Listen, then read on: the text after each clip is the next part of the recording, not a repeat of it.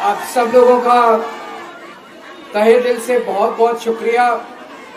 इतनी तपती धूप के अंदर इतनी देर से इतनी बड़ी संख्या में आप लोग मेरा इंतजार कर रहे हैं। मैं आपका तहे दिल से बहुत बहुत शुक्रिया अदा करना चाहता हूं। जितने लोग इस वक्त टीवी में देख रहे हैं उन सब दर्शकों का भी मैं तहे दिल से शुक्रिया अदा करना चाहता हूं। सबको मेरा नमस्कार, सबको मेरा प्रणाम। दोस्तों, सीधा जेल से मैं आप लोगों के बीच में आ रहा हूं। आपके बीच में आके बहुत अच्छा लग रहा है। 50 दिन के बाद अभी अभी मैं, मेरी पत्नी भगवंत मान साहब, हम लोग कनॉट प्लेस में हनुमान मंदिर में गए थे। हनुमान जी का आशीर्वाद लिया, उनके दर्शन किए। फिर शिव जी के मंदिर गए, शनि जी महाराज के पास गए, उनका सबका आशीर्वाद लिया। बजरंगबली की खूब कृपा है हमारे ऊपर, हमारी पार्टी के ऊपर, देशवासियों के ऊपर। उन्हीं की कृपा से आज अचानक मैं आप लोगों के बीच में हूं। नहीं तो किसी को उम्मीद नहीं थी कि चुनाव के बीच में मैं जेल से बाहर आ जाऊंगा। लेकिन ऊपर बजरंगबली की कृपा है, हनुमान जी की कृपा है हम लोगों के ऊपर, और चमत्कार हुआ और आज मैं आप लोगों के बीच में हूं। दोस्तों, हमारी आम आदमी पार्टी एक छोटी सी पार्टी है, 2 राज्यों के अंदर है, अभी 10 साल पुरानी पार्टी है। हमारी पार्टी को कुचलने में, खत्म करने में प्रधानमंत्री जी ने कोई कसर नहीं छोड़ी। एक साथ हमारी पार्टी के 4 टॉप के नेता जेल भेज दिए एक साथ। अरविंद केजरीवाल, मनीष सिसोदिया, संजय सिंह, सतेंद्र जैन। बड़ी बड़ी पार्टियों के अगर 4 टॉप के नेता जेल चले जाएं, पार्टी खत्म हो जाती है। आम आदमी पार्टी के 4 टॉप के नेता इन्होंने जेल भेज दिया। उन्होंने सोचा कि पार्टी खत्म हो जाएगी, लेकिन ये पार्टी नहीं है, ये एक सोच है। जितना ये खत्म करना चाहते हैं उतना ये बढ़ती जाती है, उतना ये बढ़ती जाती है। ये क्रश करना चाहते हैं प्रधानमंत्री जी आम आदमी पार्टी को।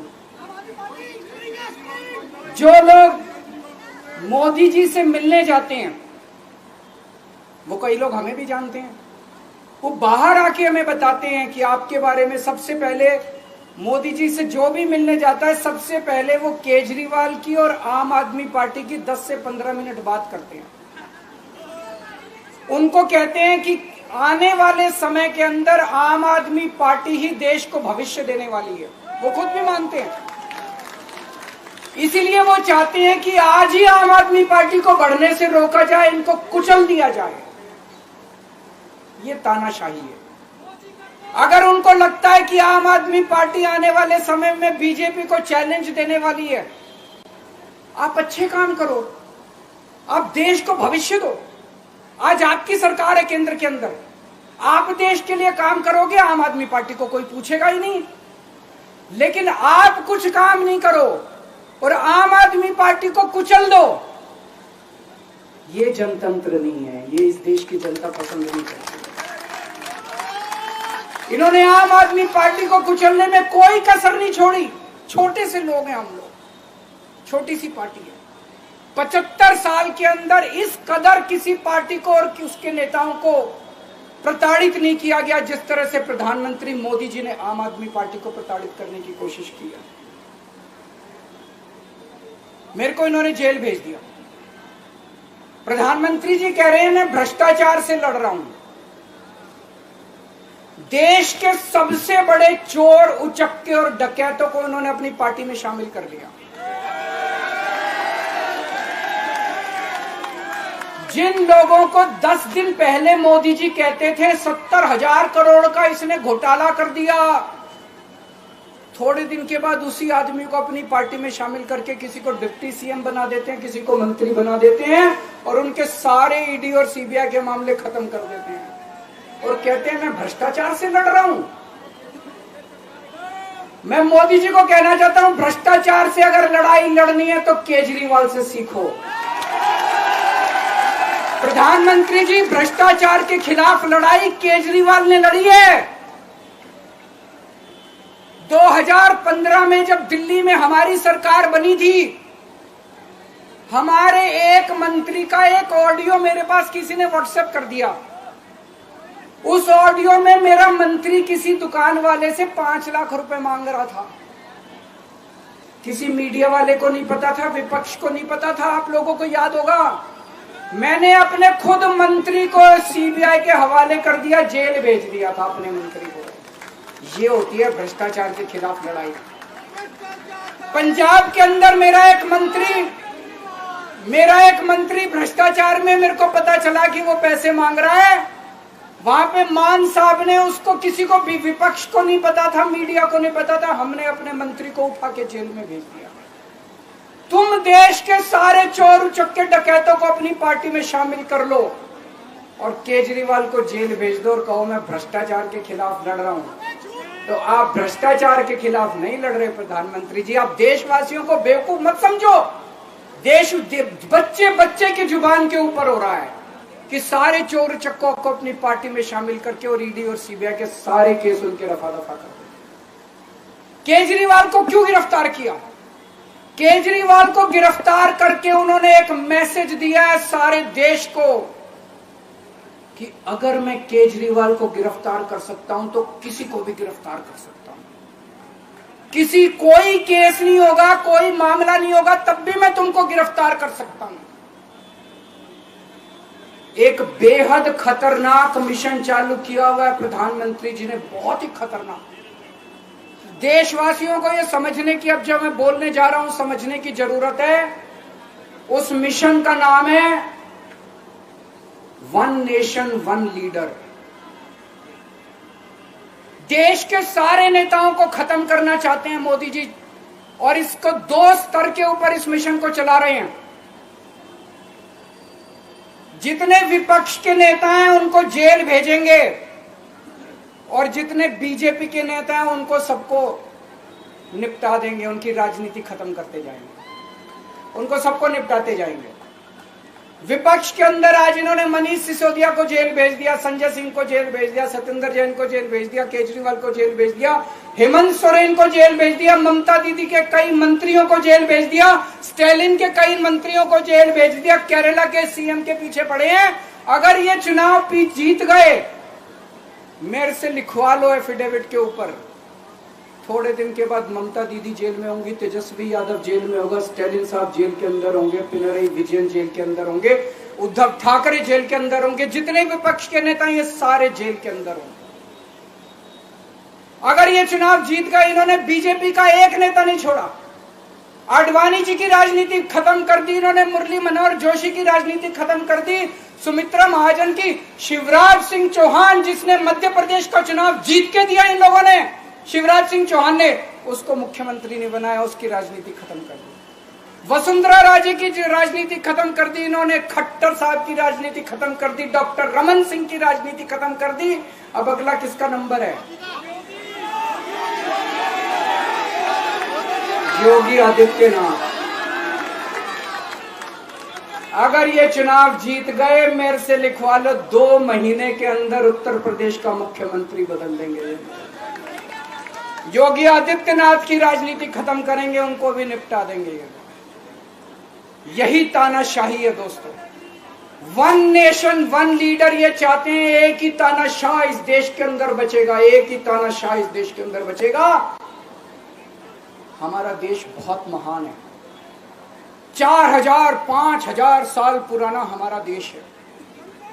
इसके पहले पिछले 4000 साल में कई मौके आए जब इस देश के ऊपर तानाशाहों ने कब्जा करने की कोशिश की, लेकिन हमारे देश के लोगों ने उन तानाशाहों का तख्ता उखाड़ के फेंक दिया।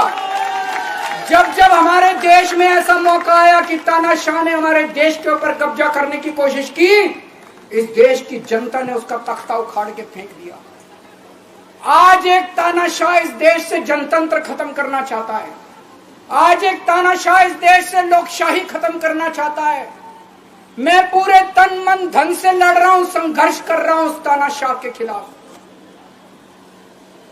140 करोड़ लोगों का साथ चाहता हूं मैं। मेरे अकेले के करने से नहीं होगा। 140 आज मैं आप लोगों से भीख मांगने के लिए आया हूं। 140 करोड़ लोगों से 140 करोड़ लोगों से भीख मांगने के लिए आया हूं। मेरे देश को बचा लो, मेरे भारतवर्ष को बचा लो, मेरा भारत बहुत इस तानाशाही से बचा लो मेरे दोस्त, मेरे देश को।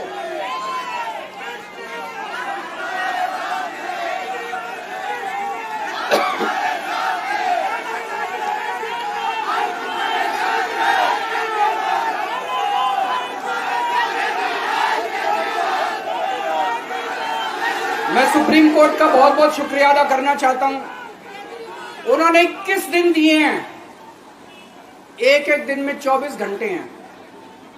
मैं एक दिन में 24 में से 36 घंटे काम करूंगा। पूरे देश भर में घूमूंगा इस तानाशाही को रोकने के लिए। दोस्तों, जितनी मेरे अंदर ताकत है, मेरा सब कुछ कुर्बान है देश के लिए।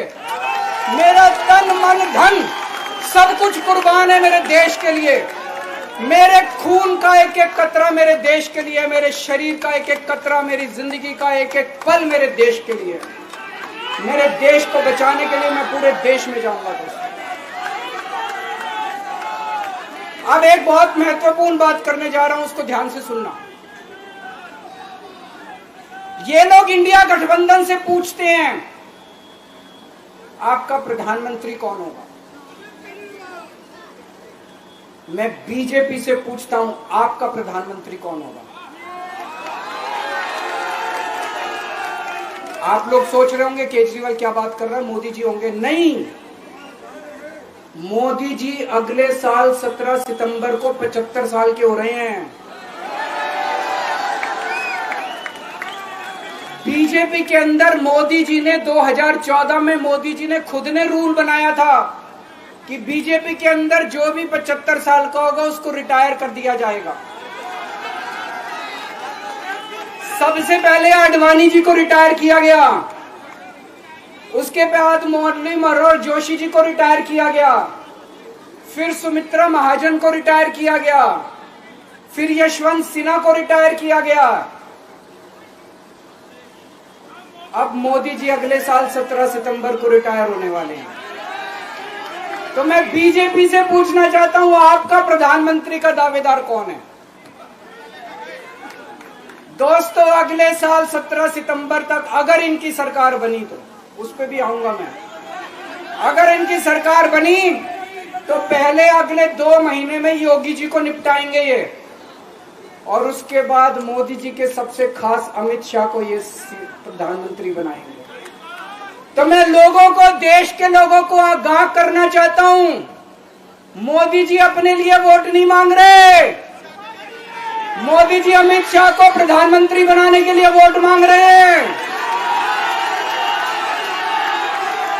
मैं पूछना चाहता हूं मोदी जी से और अमित शाह जी से, ये मोदी की गारंटी पूरी कौन करेगा? क्या अमित शाह मोदी की गारंटी पूरी करेंगे? जब आप अगर जो वैसे तो मेरे को लगता है मैं भी आऊंगा उसके ऊपर, मुझे नहीं लगता इनकी सरकार बन रही है, लेकिन जो बीजेपी को वोट देने जाएं वो ये सोच के जाना कि आप मोदी जी के नाम पे वोट नहीं दे रहे, आप अमित शाह के नाम पे वोट दे रहे।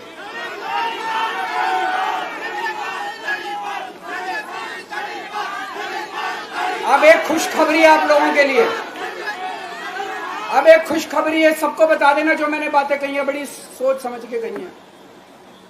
वहां बैठ के यही सोच रहा था 50 दिन से।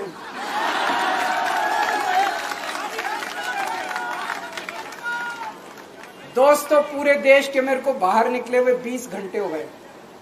इन 20 घंटों के अंदर भी मैंने रात भर में जनता से बात कर रहा था, लोगों से फोन कर रहा था,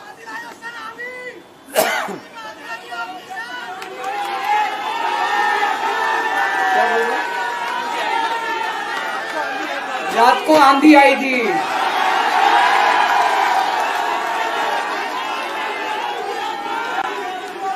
पिछले 20 घंटे में मैंने जो बातचीत करी है, कई बड़े बड़े एक्सपर्ट से बात की, चुनाव विश्लेषकों से बात की, सेफोलॉजिस्ट से बात की, जनता से बात की, फोन पे लोगों से। मेरा अपना आकलन है कि 4 जून के बाद इनकी सरकार नहीं बन रही, मोदी सरकार नहीं बन रही। दोस्तों, अगर मैं गलत हूं तो मेरे को बताना। हरियाणा में इनकी सीट कम हो रही है, राजस्थान में कम हो रही है, कर्नाटक में कम हो रही है, दिल्ली में कम हो रही है, बिहार में कम हो रही है, महाराष्ट्र में कम हो रही है, कर्नाटक में कम हो रही है, बंगाल में कम हो रही है, झारखंड में कम हो रही है। बढ़ कहां रही है? यूपी में कम हो रही है, बढ़ कहां रही है? बड़े एक भी जगह इनकी सीटें नहीं बढ़ रही हैं। मेरा अपना मानना है, और सट्टा बाजार में भी जो चल रहा है, इनकी 220 से 230 के बीच में सीट आ रही है, उससे ज्यादा सीट नहीं आ रही।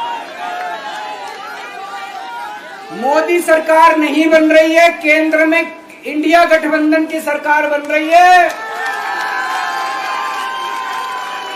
आम आदमी पार्टी उस सरकार का हिस्सा होगी। दिल्ली को पूर्ण राज्य दिलाएंगे।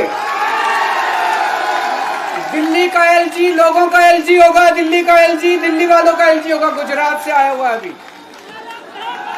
दिल्ली के लोगों का एलजी होगा, दिल्ली के लोगों का विकास होगा। एक और पॉइंट है, जब मैं जेल के अंदर था तो कुछ लोगों ने यह मुद्दा उठाया, केजरीवाल सीएम पद से इस्तीफा क्यों नहीं देता। दोस्तों, केजरीवाल को कभी किसी पद का लालच नहीं हुआ। मैं आप मंत्री, मुख्यमंत्री, प्रधानमंत्री ये सब बनने नहीं आया। इनकम टैक्स में कमिश्नर की नौकरी करता था। कमिश्नर की नौकरी छोड़ के दिल्ली की झुग्गियों के अंदर 1 नहीं, 2 नहीं, 3 नहीं, 10 साल तक मैंने दिल्ली की झुग्गियों के अंदर काम किया है, सुंदर नगरी और नंद नगरी की झुग्गियों के अंदर, इनकम टैक्स कमिश्नर की नौकरी छोड़ के। जब मेरे को दिल्ली की जनता ने पहली बार सीएम बनाया, असूलों के ऊपर 49 दिन के अंदर सीएम पद से इस्तीफा दे दिया था। एक चपरासी की नौकरी कोई नहीं छोड़ता। सीएम बनने के लिए लोग अपना दायां हाथ कटाने के लिए तैयार होते हैं। मैंने खुद से अपने आप सीएम की कुर्सी को लात मार दी थी 49 दिन के अंदर। मेरे लिए सीएम पद इंपॉर्टेंट नहीं है। आज मैंने सीएम पद से इस्तीफा क्यों नहीं दिया जेल जाने के बाद? दोस्तों, पिछले 75 साल में भारतवर्ष में इतने राज्यों के चुनाव हुए, इतने राज्यों के चुनाव हुए, दिल्ली के अंदर सबसे ऐतिहासिक बहुमत से आम आदमी पार्टी जीती। 55-56% वोट, एक बार 67 सीट, एक बार 62 सीट। इतने भारी बहुमत से आज तक कोई राज्य की सरकार 75 साल में नहीं जीती। इतने भारी बहुमत से जीतने के बावजूद झूठा केस, अब उनको पता है वो हमें हरा नहीं सकते दिल्ली के अंदर। उन्हें पता है अगले 20 साल तक दिल्ली में आम आदमी पार्टी को कोई नहीं हरा सकता। तो उन्होंने एक षड्यंत्र रचा, राजनीतिक षड्यंत्र रचा। केजरीवाल को झूठे केस में जेल भेज दो, केजरीवाल को इस्तीफा देना पड़ेगा, केजरीवाल की सरकार गिर जाएगी। उन्होंने ये षड्यंत्र रचा। मैंने कहा मैं भी इस्तीफा नहीं दूंगा।